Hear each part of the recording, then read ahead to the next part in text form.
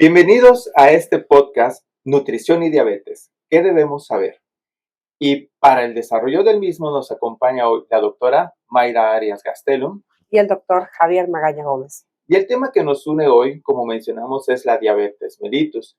Y esto ocurre en el marco de dos grandes eventos para nuestra comunidad, que es la Jornada Universitaria del Conocimiento, que tiene por lema Ciencia Universitaria a Favor de la Paz.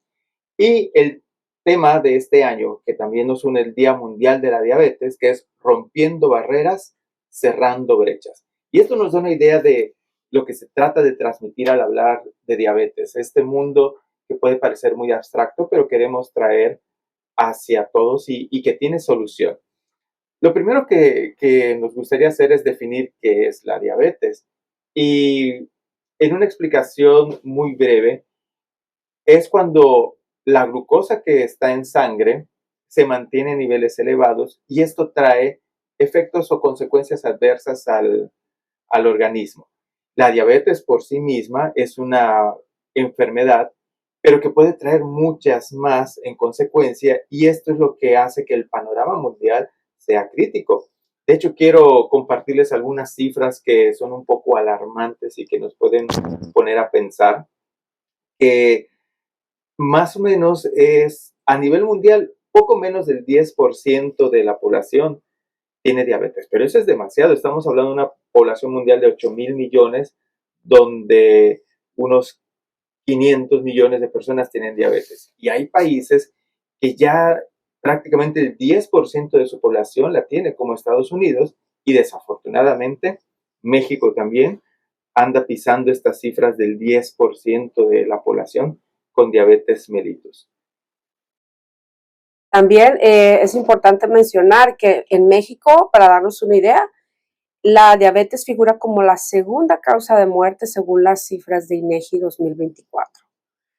Entonces, existen diferentes factores que pueden predisponer a una persona a desarrollar esta enfermedad. Algunos de esos es la edad. La edad es uno de los factores más importantes. Observamos que a medida que la persona tiene más edad, tiene más riesgo de desarrollar diabetes. También la genética juega un papel importante y el estilo de vida. Sin embargo, se ha visto que los factores ambientales son de los que tienen más peso para el desarrollo de la diabetes. Bueno, aquí hay algo bien importante porque hay algunas cosas inevitables, ¿no? Como la genética o la edad, que pues ya venimos con eso y ocurre. Pero mencionas unos ahorita que se conocen como modificables, ¿no? Ese factor ambiental. ¿Cuál consideras o qué nos podrías platicar de esos factores ambientales que sí podríamos modificar y por lo tanto cambiar la historia hacia la diabetes? Pues el que tiene mayor peso, considero, es la nutrición, ¿no? La nutrición, la alimentación, qué es lo que llevamos a la boca, ¿no? Porque vemos que gran parte del problema es una dieta inadecuada, que observamos que está muy cargada en alimentos azucarados, bebidas también azucaradas, son un gran problema en la población mexicana. Si somos de los países que más consumo tenemos de bebidas azucaradas, sodas o refrescos, ¿no? Entonces yo creo que esto es una parte primordial para poder lograr detener la diabetes. Se tiene que definitivamente trabajar en mejorar la nutrición de la población. Entonces, hay algunos alimentos que se recomiendan y otros que se tienen que pues, evitar de preferencia, ¿no? Algunos de los alimentos que se deben priorizar son las verduras porque pues, aportan mucha fibra, agua, fitonutrientes, algunos de esos también que pueden llegar a ser protectores en contra de la diabetes, también las proteínas magras, ¿no? Porque si pensamos en términos del efecto que genera el alimento cuando nosotros lo comemos, pues si comemos un alimento muy azucarado, este va a tener una respuesta muy diferente comparado si yo me comiera a lo mejor un pedazo de pechuga de pollo, ¿no? Porque la respuesta ante la cantidad de carbohidratos que tiene un alimento y el otro, pues hace que los picos de glucemia se eleven cuando la persona consume alimentos muy cargados en carbohidratos o en azúcares, ¿no? Que las personas lo conocen coloquialmente como azúcares. Entonces, en ese sentido, también el control de las porciones, ¿no? Porque hablamos de frutas y sabemos que las frutas son son alimentos muy nutritivos y también tienen todas estas vitaminas y minerales. Sin embargo, también tenemos que cuidar la cantidad de estos que se consumen y cómo estos se van distribuyendo a lo largo del día, ¿no? Porque, por ejemplo, el consumir un desayuno extremadamente cargado en carbohidratos y azúcares, pues va a generar una respuesta de la glucosa muy diferente, muy alta, comparado si nosotros distribuimos todos estos carbohidratos en diferentes momentos del día, ¿no? Entonces, en ese sentido, se recomiendan dietas equilibradas, ¿no? Hay diferentes enfoques que se pueden adecuar dependiendo de los gustos y preferencias de las personas, ¿no? Por ejemplo, tenemos unas dietas moderadas en hidratos de carbono que consisten en controlar esa parte, que sean un poco más bajos, no al grado de ser dietas cetogénicas, pero sí controlarlo, también el tipo de carbohidrato, que sean carbohidratos de fuentes que tienen más fibra como cereales integrales, verduras y alimentos que tienen una buena composición de otros nutrimentos como proteínas y grasas. Entonces, también está la dieta mediterránea. La dieta mediterránea se le confiere también eh, buenos efectos sobre la glicemia de las personas. Y las dietas cetogénicas, ¿no? Siempre todo esto en el contexto de verse asesorado por un profesional de la nutrición idealmente, ¿no? Si se están tratando de hacer esos cambios, es importante, pues sí, mencionar que debemos ir acompañados, ¿no? Para no generar otro problema de salud, de eficiencias, o dietas muy extremas, ¿no? Que tampoco se recomiendan. Fíjate que ahorita que mencionas este punto de ir acompañado me parece muy importante porque el conocimiento ha ido cambiando y yo recuerdo que hace algunos años había alimentos prohibidos y alimentos permitidos. Sin embargo, la tendencia actual es transmitir la idea de que no hay prohibiciones. Quizá si hubiera que prohibir algo o limitar, yo pensaría en ultraprocesados. Pero la parte de acompañamiento que quiero mencionar es que yo recuerdo hace varios años que a un familiar mío le diagnosticaron diabetes mellitus. Y la instrucción general que le dieron es, tienes diabetes, ya no puedes comer carnes ni grasas. Y entró en una dinámica de un estrés muy grande porque yo creo que cocinó las verduras de todas las formas habidas y por haber, y como a las 2 semanas se le había acabado la creatividad y el estrés y de mal humor, ¿no? Entonces, me gustaría enfatizar mucho esa parte que acompañarse de un profesional para tratar o para llevar la diabetes mellitus es muy importante, un profesional de la nutrición, porque definitivamente el diagnóstico, la perspectiva que había hace años de tener diabetes ahora es diferente. La diabetes es un problema, pero es un problema que se puede aminorar, que puede tener una carga menor, ¿no? ¿Qué aspectos de la dieta consideras que son importantes vigilar o cuidar? De la dieta, pues yo me pienso que la alimentación sea variada, que se incluyan todos los grupos de alimentos, pero digo, con énfasis en porcionar o controlar las porciones de cereales y panes, sí que deben ser integrales de preferencia para que tengan más fibra, y las frutas, ¿sí? En general, y pues obviamente si se pueden evitar eh, en su mayoría lo que vienen siendo los azúcares simples, ¿no? Azúcares simples, estamos hablando de refrescos, ¿no? Refrescos azucarados, jugos, jugos industrializados, caramelos, todos estos alimentos que al final de cuentas no son naturales, llevan un procesamiento, ¿no? Entonces, yo pienso que mucho del enfoque sería en evitar estos ultraprocesados, los que son especialmente ricos en azúcares, y enfocarse más en consumir alimentos integrales, completos. Por ejemplo, si se come la fruta, pues hay que comerse la cáscara cuando esto sea posible. Si vamos a comer vegetales, si vamos a comer tubérculos como la papa y se va a cocinar, pues no está prohibido tampoco, pero hay que porcionar, hay que racionar y hay que comerse la cáscara también, ¿no? Tratar de dejar la cáscara del pepino, de todos estos vegetales que se puedan consumir, pues también eso va a aportar una mayor cantidad de fibra, y otros fitonutrientes también que pueden estar presentes ahí en la cáscara, ¿no? Que a veces los desechamos, ¿no?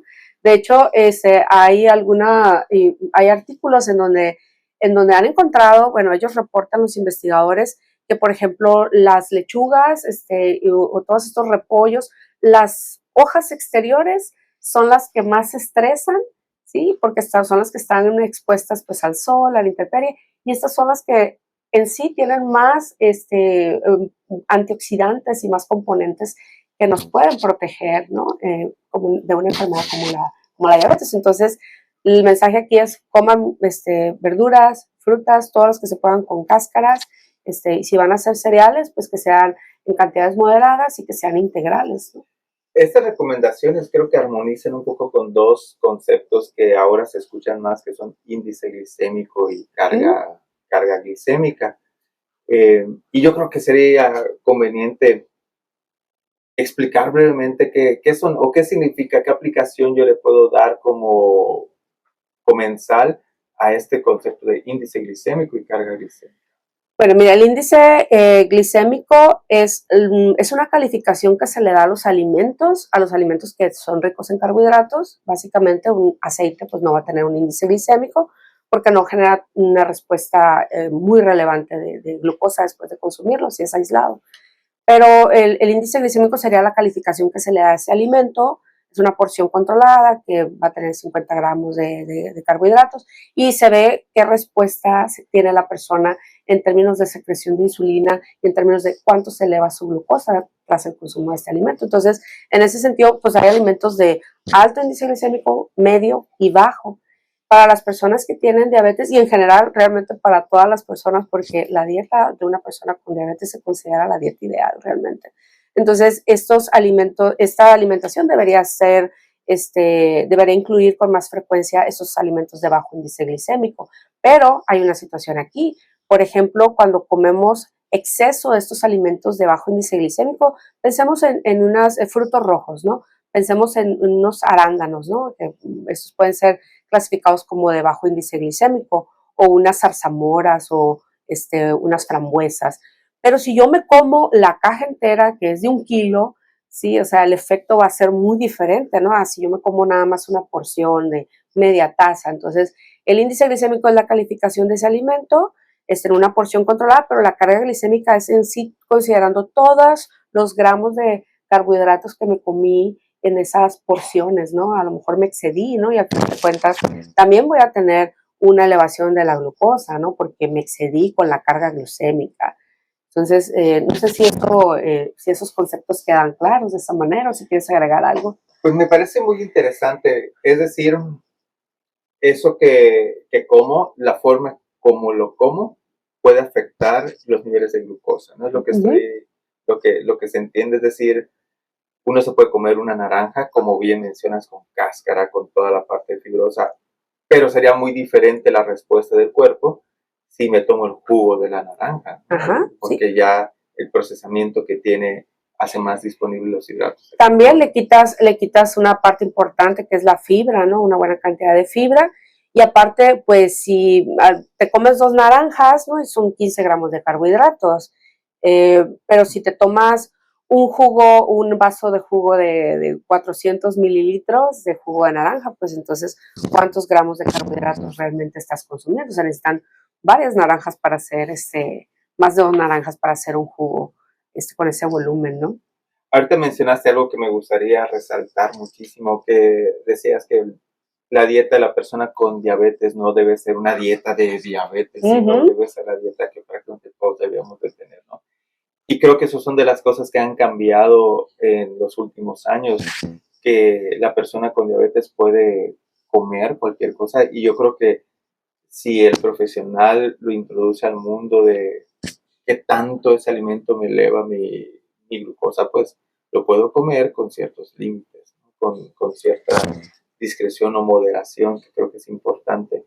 Rescato también que, por lo visto, los hidratos de carbono no es que sean el enemigo y que hay que eliminarlos, sino son parte de lo que debemos de consumir, pero de manera inteligente. Exacto. ¿No?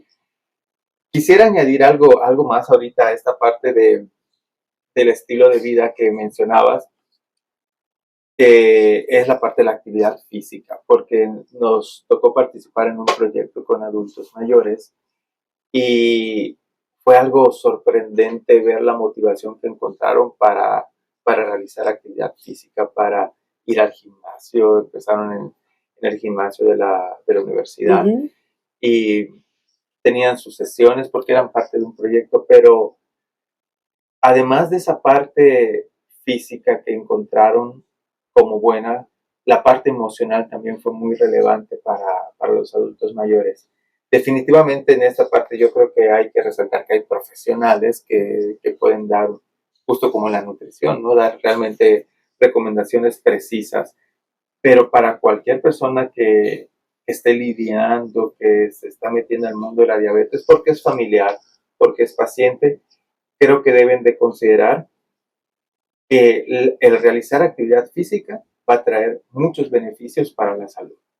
Y no necesariamente, pues para eso existirá el profesional, ¿no? Pero no es necesariamente una actividad que resulte extenuante, que resulte cansada o que resulte abrumadora para el cuerpo, sino que se pueden manejar moderaciones, cargas que pueden ayudar. Pero lo que resalto es que el hacer actividad física es totalmente benéfico y necesario para una persona que tiene diabetes mellitus. Sí. Exacto. Y lo que quería agregar también en esta parte es si la persona está cursando con prediabetes, ¿no? Porque muchas veces las personas andan por ahí con alteraciones leves, pero no presentan síntomas como tal, ¿no? Que los haga ir al médico. Entonces, si usted se ha realizado estudios recientemente y su glucosa está ligeramente alterada, digamos que cuando se despierta en la mañana está por encima de los 100 miligramos por decilitro, que se supone que es el límite, ¿no? Lo ideal es menos de 100 en una persona que no tiene diabetes, pero si una persona tiene 100, 101, 102, 103, 104, 105 miligramos por decilitro de glucosa en la mañana en ayuno, entonces eso lo colocaría en la categoría de persona con prediabetes. Entonces quiere decir que esa persona está en riesgo de desarrollar una diabetes como tal. Entonces esas personas también tienen tantísimo beneficio de realizar ejercicio, ¿no? Entonces, lo que mencionabas de que el ejercicio no debe ser una parte extenuante ni tediosa, cada persona debe encontrar lo que le gusta, lo que le agrada y lo que pueda realizar sin ningún problema, ¿no? Pensemos, si a mí me gusta a lo mejor bailar, pues entonces me voy a meter a unas clases de zumba, a unas clases de baile. Voy a bailar en mi casa, a lo mejor no voy a ir a un gimnasio específicamente o a un lugar a tomar clases de baile, ¿no? Pues si a lo mejor mi tiempo no me lo permite, pero puedo tocar música en mi casa, puedo ver algunos videos en internet y seguir los pasos y hacer esta rutina, hacer algo que tú puedas realizar todos los días, 30 minutos, de hecho es la recomendación, 30 minutos diariamente de lunes a viernes o si se puede todos los días de la semana, eso va a tener un gran impacto, un impacto positivo, ¿no? En cómo se controla la glucosa. De hecho, simplemente el hecho de comer o cenar y después de eso ir a dar una vuelta alrededor de la manzana de tu casa, eso va a hacer que tu glucosa baje. Entonces, cualquier tipo de actividad física, y hablamos de actividad física porque es cualquier movimiento, o sea, es caminar, es subir las escaleras, es dejar el carro lejos en el estacionamiento y caminar, pues para tomar más pasos en el día. Todo eso cuenta hacia la actividad física, ¿no? Y entonces eso me gustaría que quedara muy, muy claro, ¿no? Para las personas que no necesitan hacer a veces un deporte no estructurado y pagar una membresía en el gimnasio para lograr eso, ¿no? Se puede lograr fácilmente con lo que ya se tiene en casa. Entonces me gustaría puntualizar esos factores modificables. Hablamos de alimentación, hablamos de actividad física, pero también creo que podemos hablar de los hábitos de sueño, los hábitos de dormir. ¿Nos puedes platicar un poco de esto? Sí, mira, se ha visto que las personas que manejan niveles elevados de estrés o que tienen un mal manejo del estrés, pues secretan una serie de hormonas, ¿no? Hormonas relacionadas con el estrés y estas pues a veces pueden favorecer la acumulación de tejido adiposo o grasa en el abdomen. También puede generar una situación de a lo mejor comer en exceso, sí, y todo esto pues se vuelve como un ciclo vicioso, ¿no? La persona también que está muy estresada a veces puede tener trastornos del sueño, y el no tener un descanso suficiente, pues al final de cuentas agrava ese ciclo vicioso, ¿no? También podría estar relacionado con las rutinas que tiene la persona, ¿no? A veces no tenemos tan buena organización para la hora de dormir, o bebemos café muy tarde, algo con cafeína, eso ya nos trastoca el sueño, o a veces estamos haciendo trabajo muy tarde en la noche. Bueno, hablo en el caso de los académicos, ¿no? Porque siempre tenemos mucho trabajo, ¿verdad? ¿No? Aquí el doctor Javier no me dejará mentir. Entonces, creo que esa parte de tratar de manejar mejor el estrés. ¿Qué se puede hacer? Pues se pueden hacer algunas técnicas de respiración, se puede hacer meditación. Si usted nunca ha meditado, pues puede hacer una meditación guiada. También existen muchos recursos en internet gratuitos. Y si maneja alguna aplicación para tocar música, pues ahí también pueden venir podcasts o grabaciones que son meditaciones guiadas. Entonces, yo creo que esa es una manera de manejar el estrés, pero definitivamente aquí también entra el profesional, ¿no? De la salud, que viene siendo el psicólogo, un terapeuta para recibir terapia conductual, ¿no? Si la persona siente como que se sale de sus manos el manejo del estrés, pues hay que recurrir también a obtener ayuda con el profesional que aplique, ¿no? Y también es importante mencionar esto, porque en el caso de las personas que reciben recientemente un diagnóstico de diabetes, eso suele generarles mucho estrés, e incluso algunos viven una etapa como de duelo, ¿sí? De saber que tienen esta enfermedad, y muchos se resisten, ¿no? O no aceptan el diagnóstico. Y eso también es un problema, porque eso imposibilita a la persona a que busque ayuda. Entonces yo creo que un paso muy importante es saber si hay una alteración, y eso me va a permitir seguir un camino, ¿no? Para recibir ayuda y poder tener un mejor control, ¿no? En esto último que mencionas, quisiera unir de que una persona recibe un diagnóstico y genera estrés. Esa parte de estrés es muy importante considerarla porque al final el estrés es una señal para el organismo de peligro, de necesidad de mantenerse en vigilia, atento, y el cuerpo resuelve esa necesidad fisiológica, pues proporcionando energía, ¿no? Entonces aumentando la producción interna de glucosa, que es lo que hace que los niveles se mantengan elevados y por lo tanto lleven al riesgo de empeorar la situación o la condición física, ¿no? Así que tendríamos que pensar que debemos de bajar tal vez el ritmo y no pensar que estamos en un peligro constante. Pero bueno, esto yo lo estoy diciendo fácil, ¿no? Pero Ajá. es la idea que habría que pensar de consultar con un profesional, ¿no? Que hay que detenerse, que hay que ver la vida con tranquilidad. No es una terapia, sino es que el cuerpo ante el peligro va a generar glucosa y va a llevar a esto. Creo que necesitamos regresar a unos puntos técnicos por la parte que mencionabas de un diagnóstico, ¿no? La diabetes mellitus, pues hay clasificaciones, hay tipos, y tenemos la diabetes mellitus tipo 1, en la que la persona es totalmente dependiente de suministrarse una fuente de insulina Ujú. para que la insulina haga su trabajo y baje los niveles de glucosa.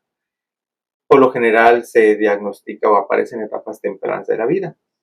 La diabetes mellitus tipo 2, en la que hay un aporte de insulina del cuerpo, pero no es suficiente para la fisiología y por lo tanto hay que limitar, hay que cuidarse más, ¿no? Y esta aparece pues ya en etapas adultas. Y hay un tercer tipo que es la diabetes gestacional, que podríamos pensar que es temporal, ocurre durante el embarazo, alrededor del último trimestre se vigila esto, pero si una mujer la padece, pues ya prácticamente el riesgo, la predisposición para desarrollarla posteriormente es mayor. Y existen otros tipos que de repente aparecen en las clasificaciones, pero los que definitivamente vamos a escuchar siempre son la diabetes tipo 1, la diabetes tipo 2 y la diabetes gestacional. Y entonces una persona recibe un diagnóstico ¿Es relevante que un paciente entienda qué es la diabetes y se eduque en la diabetes? Claro, es muy relevante porque una vez que el paciente sabe lo que implica el tener la diabetes, pues eso le permite mm, informarse, acudir a consulta, recibir recomendaciones del profesional médico, que puede ser un médico, médico familiar o puede ser un médico endocrinólogo, ¿no? Que se encargan de tener un muy buen control aquí con los pacientes con diabetes. Pero yo creo que esa información que van a recibir de los profesionales de la salud, médico, enfermera, psicólogo, si es el caso, que la persona lo requiera, terapeuta, y del nutriólogo, ¿no?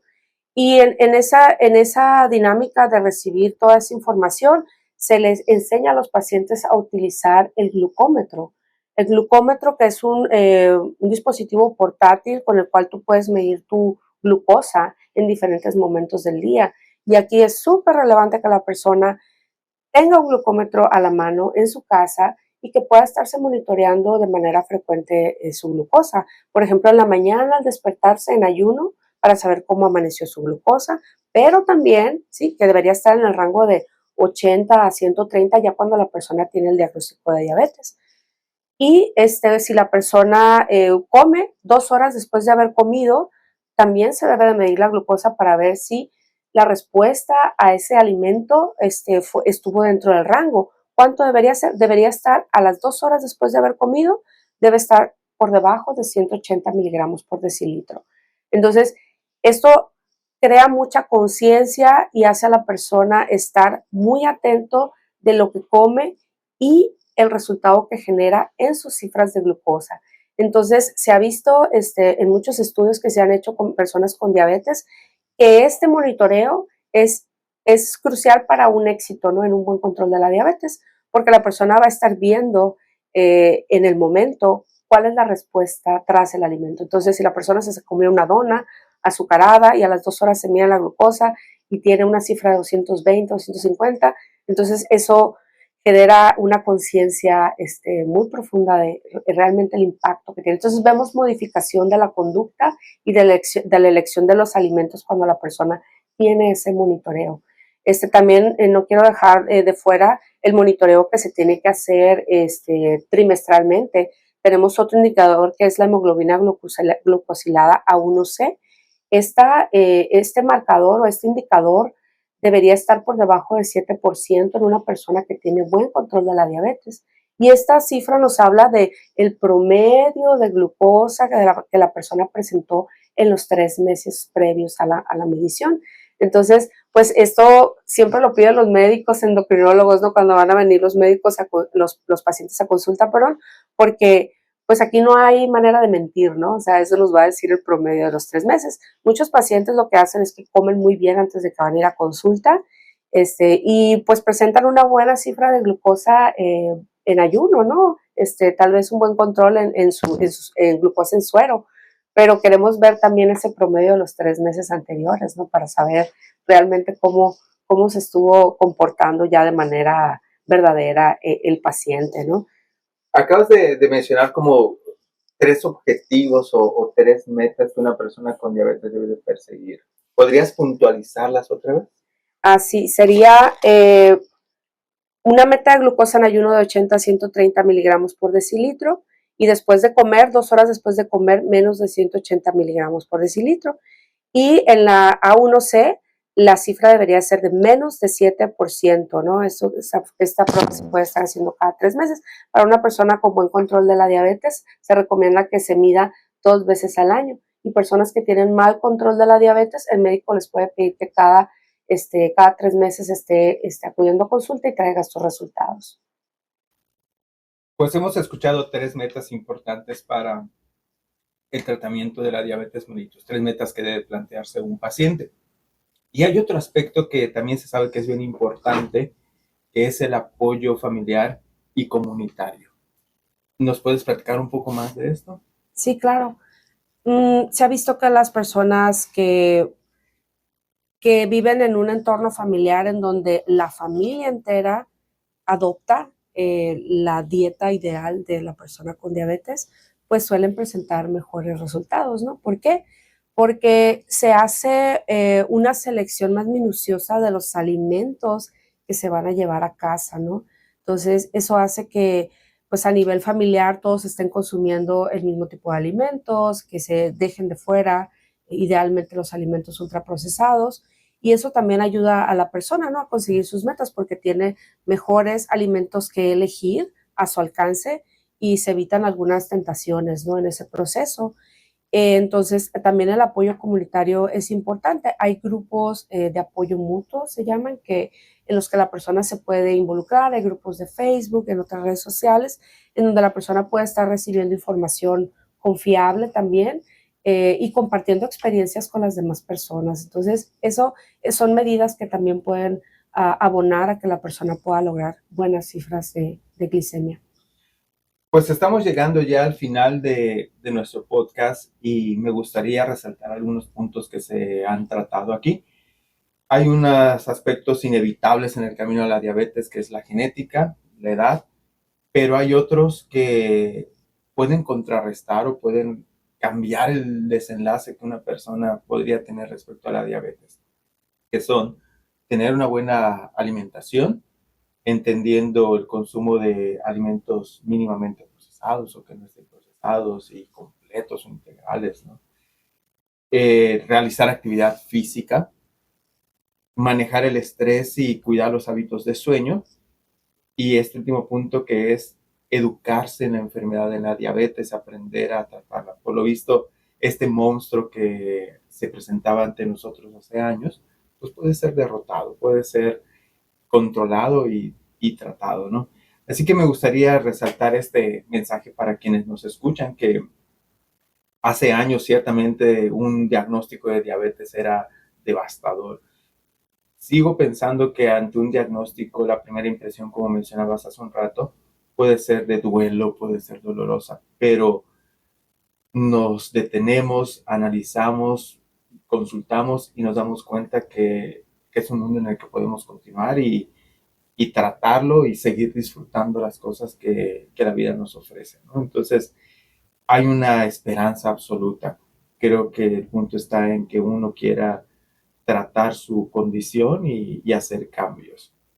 Así que me gustaría que quienes nos escuchan, pues pongan estas prioridades si consideran que van con sus hábitos hacia una mala salud o que ya tienen diabetes mellitus, a modificar el estilo de vida y cambiar. ¿Hay algo más que te gustaría añadir? Sí, claro, me gustaría nada más reforzar la parte del autocuidado, ¿no? Eh, Mencionar qué tan relevante es que la persona esté monitoreando su glucosa con un glucómetro de manera frecuente. Esto también puede llevar como resultado a que la persona necesite menos cantidad de medicamentos, ¿no? No hablamos en este podcast de los medicamentos que se utilizan para tratar la diabetes, nos enfocamos más en la nutrición, pero hay una serie de medicamentos que se utilizan para tratar a las personas con diabetes y cuando la persona hace cambios en la alimentación, tiene un buen control del consumo de carbohidratos, de alimentos ultraprocesados que se dejan de fuera, la persona puede lograr unas cifras de glucosa adecuadas y esto también disminuye la necesidad de consumir altas dosis de estos medicamentos o combinación de estos medicamentos. Y bueno, con esto nosotros llegamos al final de este podcast, nos vamos a despedir, pero queremos nosotros poner a su disposición nuestros datos de contacto por si ustedes tuvieran algún comentario, alguna pregunta o algún comentario que nos quieran hacer llegar vía correo electrónico. Mi correo es mayra.arias@uas.edu.mx. Y el mío, jmagana@uas.edu.mx, y tomamos como una responsabilidad poder atender cualquiera de sus dudas en este tema. Definitivamente la universidad siempre tiene esta perspectiva de atender a la sociedad y nosotros particularmente también de unirnos a esta causa en este Día Mundial de la Alimentación. Yo también aprovecho para compartirles mis redes sociales por si gustan revisar la información que ahí comparto. sobre diversos temas de nutrición, incluyendo de diabetes. Mis redes sociales en Facebook e Instagram es @doctor.dr Mayra Arias, Mayra con Y. Y entonces será un placer tenerlos por ahí. Y bueno, pues sin más, le agradecemos por el tiempo que nos dedicó a escuchar este podcast y lo invitamos también a compartir esta información si le fue de utilidad. Hasta pronto. Hasta pronto.